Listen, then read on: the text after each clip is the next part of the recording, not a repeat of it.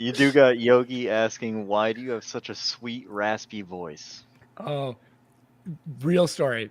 This real story. I tried to learn how to sing opera, and I fucked my vocal cords up. Really? Yep. I Wow. was working. I was working at a restaurant in Vaughan, which is just outside Toronto, that was owned by a bunch of Russians. It's a really long story. It turned out to be a money laundering scheme. I had no idea, but I was getting paid cash, so I mean, didn't it ask checks out. questions.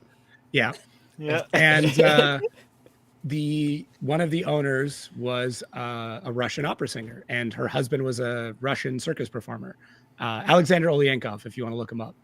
And Should you be giving us this information, bro? yeah, it's fine. Okay, That's all right. fine. I think he's in Vancouver, Starlight. I think Starlight Productions or something. Anyways, I was really and still am into metal, really into Kill Switch Engaged at the time, and I was like, I would love to be able to do Howard Johnson's vocals.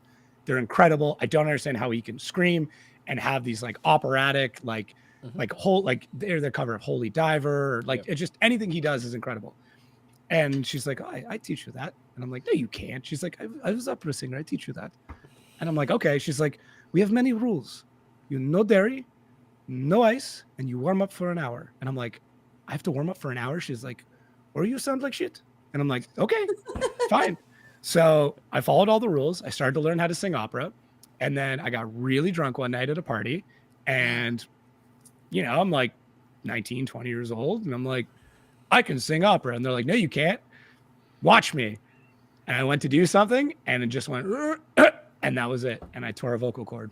Damn. And ever since I've had this weird rasp in my voice. Because you get rid of this, I'm just nasally and gross. And it's a really bad voice.